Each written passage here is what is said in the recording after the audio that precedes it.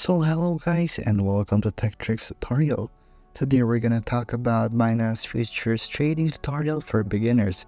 So it's a step-by-step guide to follow easily, and don't forget to hit the like and subscribe button. So let's get right into it. So firstly, basically and always, you'll have to have an account here in Binance to trade here in our futures. So for that, I will let you join Binance now by signing up with the link provided in the description box below to claim up to 200 USDT limited time trading fee credit reward. So let's get right into it. So right here, we're gonna see our futures account. So from there, here we just go to futures.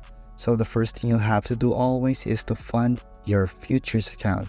So to fund your futures account, you'll just have to make sure your funds are available in your Binance account here in your wallet. So here, you can transfer these funds over right now. So these funds in your funding is fiat, spot, margin, or options wallet. If you don't have any funds deposited on Binance, you can actually just do and deposit or withdraw right now. So once you have transferred, you can transfer right here. So you can do from funding into spot. So here, you will just have to press your USDM futures. So it depends on what type of futures you'll use, CoinM or USDM.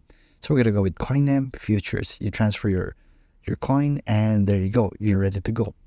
So our next step is understanding the Binance futures interface. So here in the menu area, as you can see right here, we're gonna go with CoinM. It's more simpler. So here you have your menu in the top corner, as you can see right here, the one with the crown and this button right here with our trading chart. Your plus equals right here, your perpetual, you're gonna see it right there. And here is your features, data, learn, and announcements. So here you also have your preferences, history, mock tracking, chat room, earn bonus, trader wagon, cooling off period, leaderboard, tournament, and add to favorites. So next is our price chart. So here is our price chart right here. It's just stated right here. So here in your price chart, you can choose a contract by hovering your current contract name. So it's USD or BTC USDT by default, as you can see right here. So here you can see the movement of your mark price right here and the funding rate. So here, let's go back. You can choose right here which type of trade you're trying to do. So we're gonna go with BTC and USDM. So right here, you can see it's perpetual. And here you will see other things like your buying price and your, this is your buying price, the green one right here in the left corner, and your selling price right here. Here you can choose between your limit, post only, market, and other things like that. So basically this is your order book, the one I just told you about. The one in the middle is representing on how much it goes right now. So next is gonna be your trading panel, which is here, the one that the limit, your price, your amount, your type of BTC or con. So here you can also adjust it right here, which type of amount you want to sell or buy. So you can go buy long and go short.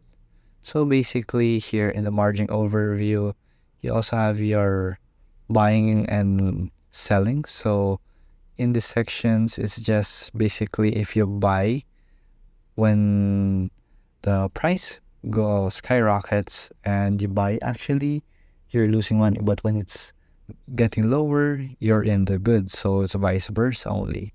So you can adjust your leverage right here by this button right here, the one I just told you about, the amount right here, as you can see. So that is adjusting your leverage. So here you also have your stop price if you want to do a stop limit. So here you have your start price and you can mark the price or do your last price. So there you go guys. Then what are the order types that are available and when to use them? So here a limit order is actually just an order placed on the order book with a specific limit price, the one you're going to do right here. So when you place a limit order, the trade will only be executed if the price reaches your limit or even better. So you can use this limit orders to potentially buy a lower price and to sell at a higher price in the market. So you also have your market order. Here in your market order, It's an order to buy and sell the best available current price, and is executed against the limit orders previously placed on the order book. So when placing a market order, you will pay fees as a market taker. So you also have your stop limit right here. So here, it's the easiest ways to understand stop limit is to break it down into stop price and a limit price. So the stop price and the price that triggers the limit order, and the limit price is the limit price of the triggered limit order. So this means once you stop the price and it has been reached already. So let's just say example, you reached already 43,000 already. Right here, you already reached it. So your limit order will be immediately placed on the order book right here, as you can see in the left corner of your screen. Although the stop and the limit price can be the same, this is not a requirement.